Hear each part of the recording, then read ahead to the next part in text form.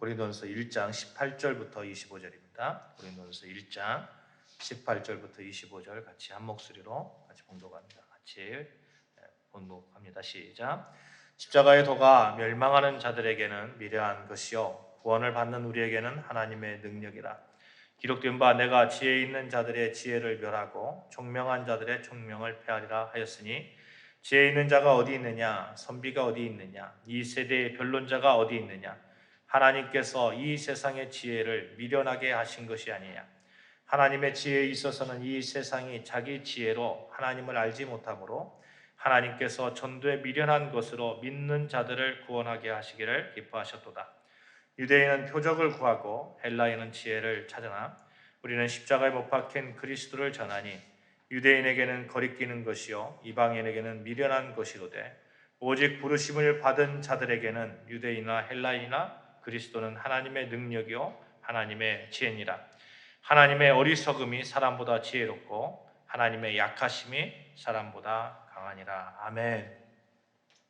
오늘 예배 가운데 함께 하신 여러분에게 하나님의 능력이 삶 가운데 넘쳐나시기를 주님의 이름으로 축원합니다. 우리는 하나님의 능력으로 사는 사람입니다. 우리 같이 이렇게 고백해 봅시다. 우리는 하나님의 능력으로 사는 사람이다. 시작. 우리는 하나님의 능력으로 사는 사람이다. 그래서 약한 것 같지만 실상은 강한 사람들입니다. 약하나 강한 자라는 시가 있습니다. 우리는 작은 것에도 기뻐하는 사람, 우리는 작은 것에도 슬퍼하는 사람, 우리는 작은 것에도 화를 내는 사람, 우리는 약한 사람, 우리는 작은 것에도 위로받는 사람, 우리는 작은 것에도 절망하는 사람, 우리는 작은 것에도 넘어지는 사람, 우리는 약한 사람. 태산 같은 두려움이 몰려와도 결코 두려워하지 않기를, 거친 파도 삶의 경랑 속에서도 결코 침몰하지 않기를, 죽음의 그림자가 삶을 뒤덮어도 결코 절망하지 않기를, 우리는 약하지 않은 사람, 예수의 사람. 이런 시예요. 어쩌면 이렇게 우리의 성정을 잘 표현했나 싶습니다. 작은 것에도 화를 내고 작은 것에도 절망하고 작은 것에도 넘어집니다. 그런 내 자신을 볼 때에 한없이 실망스럽기까지 합니다. 그때 눈을 들어서 주님을 바라보신 분들은 아실 거예요. 예수를 생각할 때 다시 힘을 얻고 예수를 바라볼 때 다시 하나님의 능력이 내 안에 임함을 깨닫고 그래서 내가 생각하는 것처럼 그렇게 약하지만은 않은 나의 존재를 발견하게 되는 것이죠. 사랑하는 여러분, 우리는 약하기 때문에 도리어 강합니다. 왜냐하면 자신이 약함을 절실하게 깨우칠 때에 그때 역설격이게도 하나님을 바라보며 예수님을 바라보기 때문에 그렇습니다. 우리가 잘 아는 찬양 중에 약할 때 강함 되시네라는 찬양이 있잖아요. 우리가 아까 그 찬양을 했습니다만 이 찬양을 작곡한 분은 데니스 저니건이라는 분이에요.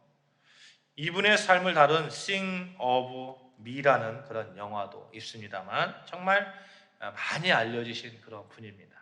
그런데 이분이 여러분 한때 동성애자였다는 거 아십니까? 1959년생인데 미국 오클라호마 주에서 시골 마을에서 태어나신 분이에요. 5살 때에 성인 동성애자에게 추행을 당한 거예요. 이게 당하고 나니까 그때부터 잘못된 성적 취향을 가지게 되었고 또 동성애자가 되었습니다. 그가 다니는 교회에 동성애 관계를 유지하는 그런 사람과 동성애를 경멸하는 어른이 공존하는 거예요. 교회 안에. 그러니까 얼마나 정체성에서 혼란이 있었겠어요. 분명 성경에는 동성애는 죄라고 말하는데 교회 안에 동성애자들이 함께 공존한다는 것. 심지어 죄책감을 느낀 전이건은 한 목회자에게 자기가 동성애자라는 것을 고백을 합니다. 얼마나 친밀한 관계가 있었으면 그랬겠어요?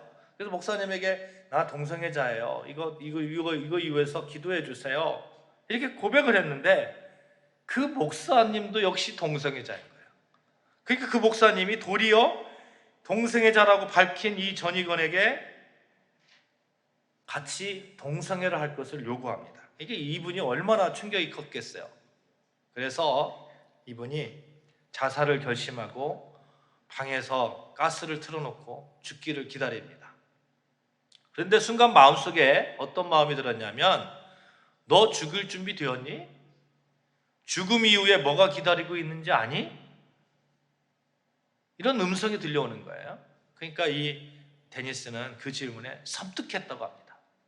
그래서 다시 가스밸브를 잠그고 자신에게 선언을 했죠. 나는 이렇게 동성애자로 태어난 거야. 나는 어쩔 수 없어. 나는 이렇게 동성애자는 그냥 선천적인 거야. 이렇게 생각을 하면서 받아들이고 하고 포기하고 욕망을 쫓아서 동성애자와의 성적 관계를 계속 지속했다고 합니다. 그렇게 지속할수록 계속해서 삶이 절망 속으로 빠져드는 거예요. 나는 무엇인가? 나는 무엇인가? 그러던 어느 날 기독교 음악 그룹의 순회 공연에 참석했는데 가수 애니가 공연 중에 마치 예언과 같은 말을 하는 거예요. 여기 있는 사람 중에 마음속에 숨기고 있는 사람이 있습니다. 하나님은 당신이 숨기고 있는 것을 보십니다. 그럼에도 불구하고 하나님은 당신을 사랑하십니다. 하나님이 사랑하신다고, 그럼에도 사랑하신다고, 이 말에 충격을 받은 거예요. 지금까지 자신은 동성애자라는 그 죄가 예수님이 십자가에 짊어지고 가시기에는 너무 큰 것이라고 생각을 해서, 너무나 악한 것이라고 생각해서 감히 예수님의 십자가 앞에 내놓지 못했는데, 하나님은 그럼에도 불구하고 당신을 사랑하십니다. 이 한마디에 꼬꾸라지고, 그래서 예수님의 십자가에 자기의 그 약한 부분을 내어놓는 거예요. 예수님, 이 악한 동성애, 이런 성향까지도 예수님은 십자가에 짊어지실 줄 믿습니다. 그러면서 예수님 앞에 내어놓습니다. 그리고 완전히 회심의 체험을 겪는 것이죠. 예수 십자가에 자신의 그 악한 모든 것들을 다 짊어지게 하시고 그 십자가를 통해서 죄사함 받고 다시 태어나는 은혜를 체험하게 된 겁니다. 그리고 만들어진 곡이 약할 때 강함 되시네라는 곡입니다. 가치관의 혼돈 속에서 한때는 동료나 주변인들의 힘으로 동성애를 없애보려고 했어요. 그게 안 돼요. 사람의 힘으로 안 되는 거예요. 또 한때는 동성애는 어쩔 수 없는 자신의 정체성이라고 포용하고 도리어 동성애가 가운데 있었지만 그것 때문에 계속해서 죄책감 가운데, 죄악 가운데 살고 있는 자신을 바라보게 되는 겁니다. 그때에 무엇을 바라봤습니까? 예수를 바라보고, 예수 십자가를 바라보고, 예수 십자가에 자신의 모든 죄를 못 박아버리고, 또한 예수가 있는 그대로를 사랑하시기 때문에 결코 자기를 그런 상태로 내버려 두지 않으실 것이라는 것, 이것을 깨닫는 순간 완전히 탈동성애자가 된 거예요. 사랑하는 여러분, 약할 때 약함을 예수 그리스도 그 십자가 앞에 내어놓으시고 예수를 바라보면 강해집니다. 약할 때, 포기하려고 할 때에, 죄악인 줄 알면서 어쩔 수 없다고 할 때에, 그때 도리어 예수님을 바라보면 고쳐주시고 바로 세워주시고 약함을 강함으로 바꾸어 주십니다.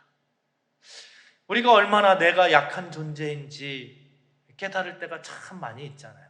한때는 내가 굉장히 강한 사람처럼 느껴지고, 한때는 세상을 다 가진 것처럼 느껴지다가도 어느 순간에 내 자신을 볼 때, 굉장히 약한 내 자신을 볼 때에 허둥대는 나의 모습을 보잖아요. 어쩔 수 없는 그런 가운데서 이 상황을 어떻게 할까? 역시 나는 약한 존재였구나 라는 것을 깨닫게 될 때에 도리어 하나님이 주시는 그 강력한 은혜를 맛볼 수 있는 기회라는 것,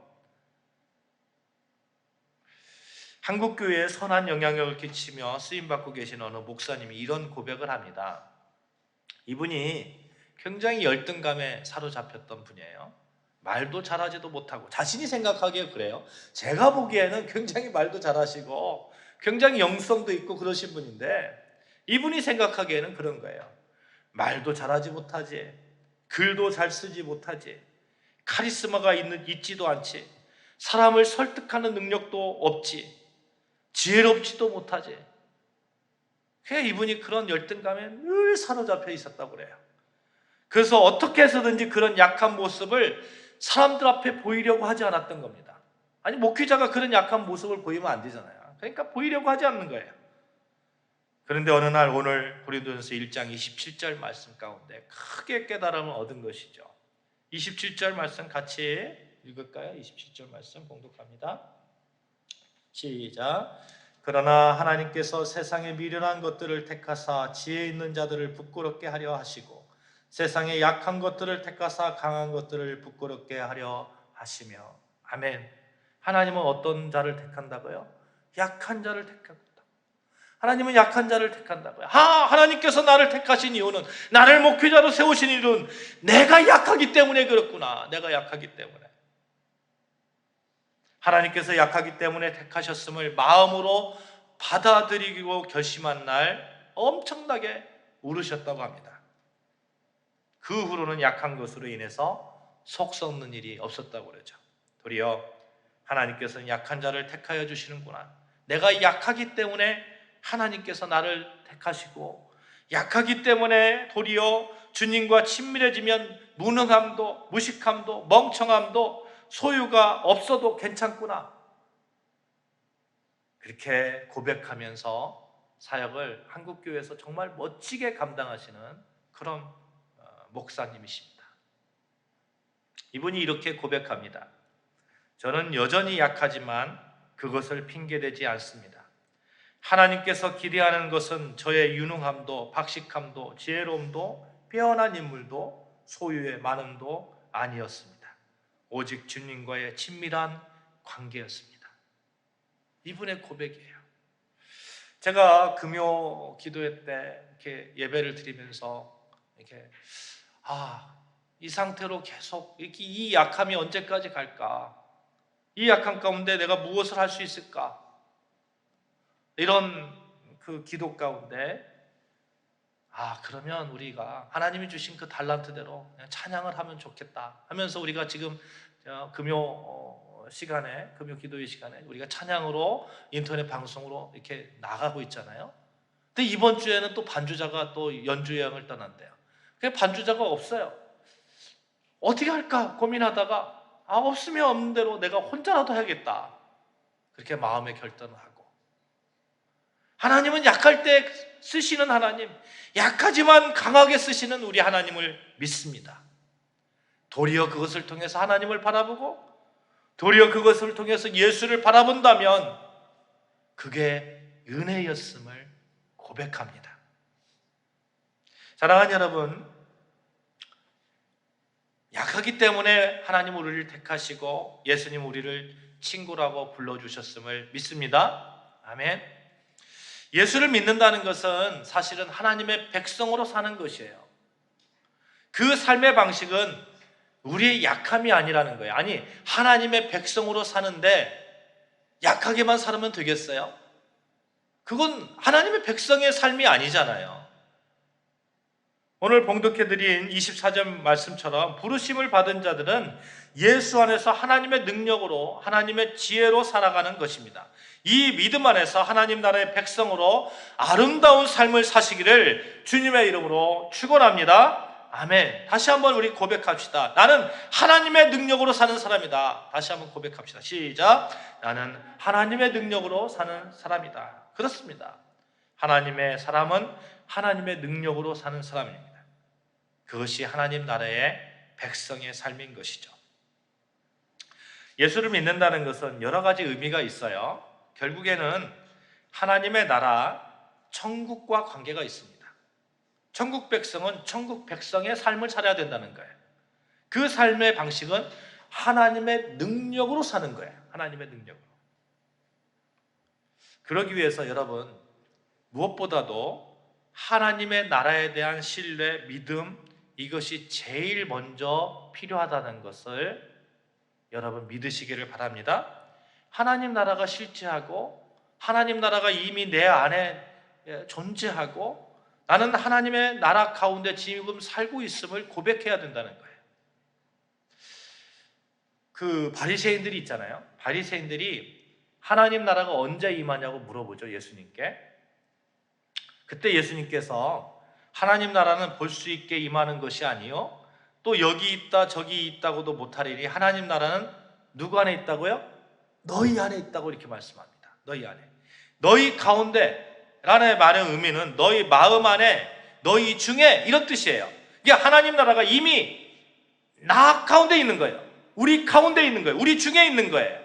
그래서 예수님께서 마태복음 12장 28절에 하나님의 나라가 이미 너희에게 임하였느니라 이렇게 말씀하잖아요. 임한 하나님의 나라, 그 하나님의 나라를 보고 듣고 체험하는 삶, 약하지만 강하게 살아가는 삶이 되시기를 바란다는 겁니다. 현실 속에서 강한 삶을 살아야 돼요. 우리는 강력한 하나님의 능력을 경험하며 약하지만 약하지 않게 살아가는 겁니다. 그 길이 오늘 본문에 보시면 십자가의 도, 십자가의 진리라고 말씀합니다. 18절 같이 한번 다시 봉독하겠습니다. 시작. 십자가의 도가 멸망하는 자들에게는 미련한 것이요 구원을 받는 우리에게는 하나님의 능력이라. 아멘. 구원을 받은 우리에게 뭐라고요? 하나님의 능력이라고요.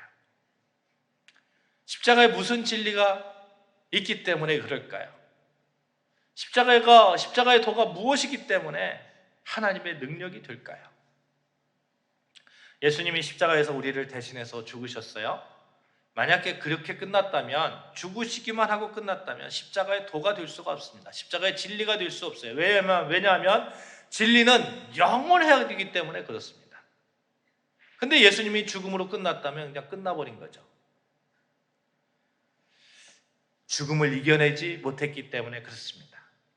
진리는 변하지 않는 것, 진리는 영원한 것인데, 그런데 죽음을 이겨내지 못했다 하면 변화하는 것이고 영원한 생명이 아니기 때문에 진리도가 아닙니다. 그런데 십자가의 도는 진리예요. 왜? 죽음을 이겨냈기 때문에. 이 죽음, 하나님께서 세상을 창조하시고 에덴 동산에서 아담과 하와를 지으셨잖아요. 그때 아담과 하와가 동산 중앙에 있는 선악과를 먹지 말라고 하는 그 하나님의 명령을 어기고 선악과를 먹었습니다. 그 먹은 하나님의 명령을 어긴 그 결과가 무엇이에요? 죄예요, 죄. 그 죄의 값이 무엇입니까? 사망입니다. 죽음입니다. 예수님이 만약 십자가에서 죽기만 하셨다면 그 죄의 값, 사망을 이겨낸 것이 아니죠. 여전히 죽음이 우리를 불편하게 할 겁니다. 죄의 값인 죽음 앞에서 사람들은 벌벌 떨 거예요. 근데 예수 믿는 사람들이 죽음 앞에서 떱니까? 그렇지 않습니다. 예수 믿는 사람은 영원한 생명을 받았기 때문에, 그 믿음이 있기 때문에 죽음 앞에서 떨지 않습니다. 예수님이 죽으셨을 뿐만 아니라 부활하셨어요. 이 엄청난 사실의 의미가 큰 거예요. 이제는 에덴 동산의 죄값이 더 이상 우리에게 유효하지 않다는 의미입니다. 예수 믿기만 하면 예수와 연합되어져서 죽음의 권세에서 자유로울 수 있다는 거예요. 죽음의 권세에서 자유롭다는 이야기는 죄에서 이미 완벽하게, 완전하게 해방되었다는 것입니다. 이것이 십자가의 도예요. 우리는 죄에서 완전하게 해방되었어요. 이 십자가의 도를 믿는 자들, 예수를 믿는 자들은 이제 죄로 인한 죽음에서 벌벌 떨 필요도 없습니다. 죽음까지도 벌벌 떨지 않는데 하나님의 능력으로 우리는 살아가는데, 인간의 그런 약함들, 괴로움들, 이것들이 더 이상 나를 이렇게 올가매지 않는다는 거예요. 그러나 십자가의 진리를 믿지 않는 자들에게는 아무런 효험이 없는 것이죠. 그러니 그들에게는 십자가의 도가 미련한 것이 된 것입니다. 효험이 없으니 미련한 거예요. 효험이 없으니. 또 우리는 효험이 있잖아요. 효험이 있으니 우리는 강력한 능력이 되는 겁니다. 예수를 믿는 자에게는 십자가의 도는 엄청난 효험입니다.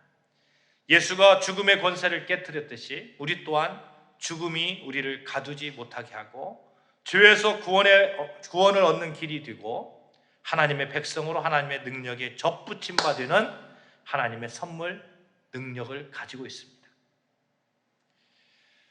이 십자가의 도, 인간의 지혜로 절대로 알 수 없어요. 본문에 보니까 십자가의 도를 알지 못하는 유대인들은 표적을 구한다고 합니다. 표적이라는 얘기는 그 기적을 통해서 하나님의 영광, 하나님의 계시가 드러나야 된다고 말씀드린 기억이 있습니다.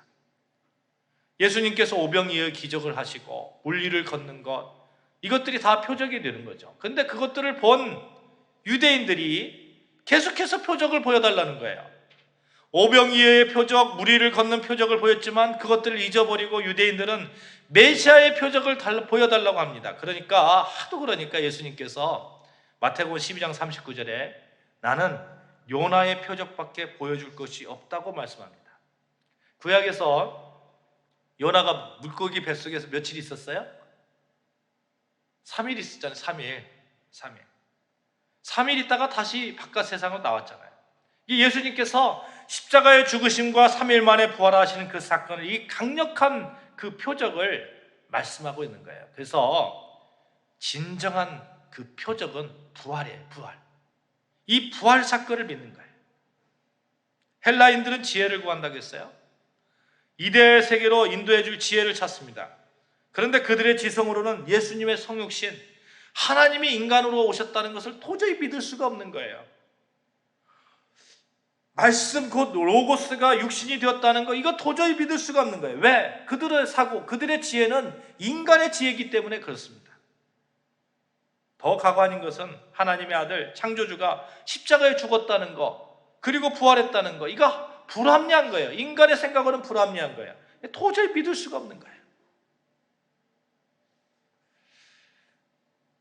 그러나 우리는 십자가의 도가 왜 능력이 되는지 확실하게 알고 있습니다. 십자가는 죄사함의 현장이고 부활의 시작이고 능력이기 때문에 그렇습니다. 우리 갈라디아서 2장 20절 말씀 같이 봉독할까요? 갈라디아서 2장 20절 말씀입니다. 같이 봉독합니다. 시작.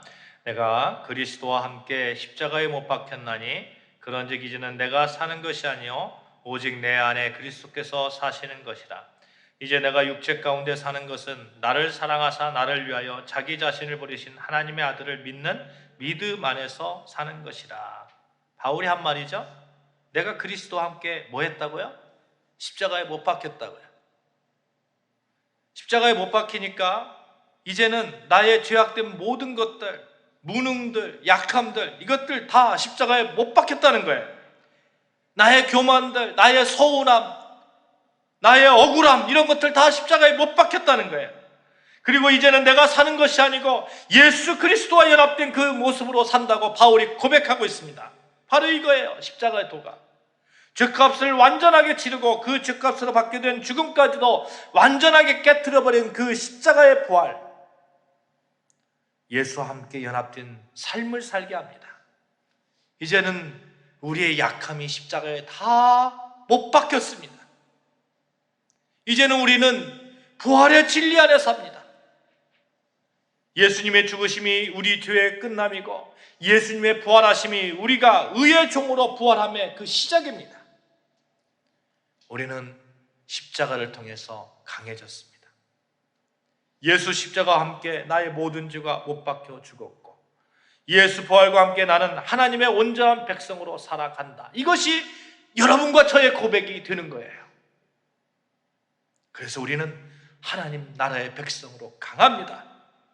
비록 육신의 옷을 입고 있어서 연약함처럼 보일지라도, 비록 사람들이 보기에 정말 작은 숫자가 모여 예배드리는 그런 약한 존재로 보일지라도 우리는 강합니다.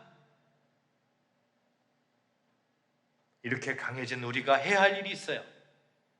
이 십자가에도 하나님 나라의 능력을 전하고 나누는 삶입니다.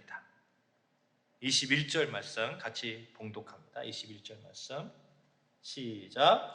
하나님의 지혜에 있어서는 이 세상이 자기 지혜로 하나님을 알지 못하므로 하나님께서 전도에 미련한 것으로 믿는 자들을 구원하시기를 기뻐하셨도다. 아멘. 하나님의 지혜에 있어서 이 세상이 자기 지혜로 도저히 하나님의 지혜를, 하나님을 알지 못하는 거예요. 그래서 하나님께서 무엇으로 주셨습니까? 무엇을 주셨습니까? 전도에 미련한 것으로 믿는 자들을 구원하시기를 기뻐하신다. 멸망하는 자들은 십자가의 도를 미련하게 생각합니다. 그러나 하나님은 그들을 그대로 놓아두시기를 원하시지 않는 거예요. 어떻게 해서든지 그들도 미련함에서 벗어나서 하나님의 능력의 울타리 안으로 이렇게 들어오기를 하나님은 원하고 계십니다. 그 방법으로 우리에게 전도를 허락하셨습니다. 그런데 이 전도가 미련한 것처럼 보이는 거예요. 아니 아주 논리적인 사람한테, 아니 하나님을 정말 미워하는, 예수님을 정말 미워하는 그런 사람한테 예수 믿으세요, 얘도 믿으세요, 이런 전도를 할 때 미련한 것처럼 보이는 거예요. 안 될 것처럼 보이는 거예요. 그러나 전도는 강력한 힘이 있습니다. 전함에는 강력한 힘이 있어요. 전도라는 말은 공포하다, 선포하다 이런 뜻이거든요. 십자가에 못 박힌 예수를 통해서 구원을 이룬다는 것을 선포하면 되는 거예요. 여러분과 제가 선포하면 되는 거예요. 그게 세상 사람들이 보기에, 우리가 보기에 미련한 것처럼 보이지만 하나님의 지혜라고 말씀합니다. 하나님께서 우리에게 주신 선물이에요. 그것을 통해서 많은 이들을 구원할 수 있는 그러한 길을 하나님께서 열어 놓으셨습니다. 아니, 하나님이 이거 좋은 방법이야 이러는데 내 생각으로 아니에요 이럴 필요는 없잖아요. 어떤 믿는 자는 고귀한 철학을 가진 자도 있어요. 어떤 믿는 자는 일자 무식의 사람도 있습니다. 어떤 믿는 이는 IQ가 너무 전형한 이들도 있고요, 또 어떤 믿는 이는 천재인 사람도 있습니다. 여러분 한번 보십시오. 만약 전도가 복음을 전하는 것이 어떤 연구를 통해서 공부를 잘하는 머리 좋은 사람에게만 필요한 거라면 여러분과 저 구원받을 수 있었겠습니까? 만약 육체의 고형을 통해서 얻어지는 것이라면 몸이 아픈 사람들 구원받을 수 있겠어요? 그런데 그렇지 않다는 거예요. 하나님은 전도를 통해서 하나님 나라의 백성이 될 수 있는 길을 허락하셨습니다. 어떤 철학이나 이념을 구원의 도구로 택하지 않으셨다는 거예요. 왜냐하면요, 하나님은 공의의 하나님이시기 때문에 그렇습니다. 예수 십자가를 통해서 누구에게나 열려있는 구원, 우리는 전하면 되는 거예요. 전하면 하나님의 능력으로 살 수 있는 길 전하면 되는 거예요. 이 사실이 얼마나 큰 위로가 되는지 모릅니다. 그래서 바울 사도가 오늘 27절에서 29절 이렇게 말씀하고 있죠. 그러나 하나님께서 세상에 미련한 것들을 택하사 지혜 있는 자들을 부끄럽게 하려 하시고 세상에 약한 것들을 택하사 강한 것들을 부끄럽게 하려 하시며 하나님께서 세상에 천한 것들과 멸시받는 것들과 없는 것들을 택하사 있는 것들을 패하려 하시나니 이는 아무 육체도 하나님 앞에서 자랑하지 못하게 하려 하십니다. 우리는 약하지만 복음 안에서 강합니다. 이 강함을 전해야 됩니다. 이 전환 가운데 내가 하는 거 아무것도 없어요. 그러니까 우리가 자랑할 것도 없습니다. 사랑하는 여러분, 여러분의 삶이 예수와 연합된 십자가와 부활의 능력 안에서 십자가의 도를 나타내는 귀한 삶이 되시기를 주님의 이름으로 축원합니다. 어느 곳에 가든지 무엇을 하든지 십자가를 통해서 내 삶을 바라보고 십자가 외에는 자랑할 것이 없다는 바울 사도의 고백처럼 그렇게 십자가의 능력, 예수를 바라보며 예수 십자가 접붙임 바 된 삶을 살아가자는 거예요. 그리고 그 능력을 세상에 전하면서 결단코 나를 자랑하는 것이 아니라 오직 하나님만 드러나시기를, 예수만 드러나시기를 우리가 간구하자는 겁니다. 날마다 십자가의 부활을 통해서 하나님을 만나고 이웃을 만나고 자기 자신을 만나시기를 바랍니다. 그리고 약하지만 강하게 사는 사람들의 삶의 방식, 늘 십자가를 세상에 알며 사시기를 주님의 이름으로 축원합니다. 우리는 약하지만 강한 사람입니다. 우리는 십자가를 붙들고 하나님의 백성으로 살아가는 사람입니다. 그분의 능력으로 살아가는 사람입니다. 약하지만 강해질 수 있는 이유, 십자가의 진리, 십자가의 도가 함께하기 때문에 그렇습니다. 사랑하는 여러분, 우리를 강하게 하는 그 십자가의 도, 또 우리가 약할 때마다 예수를 바라보면서 하나님께서 주시는 그 풍성한 능력의 삶, 이 삶을 마음껏 경험하시며 그 경험을 세상에 나누어주는 여러분과 저 되어지시기를 주님의 이름으로 축원합니다.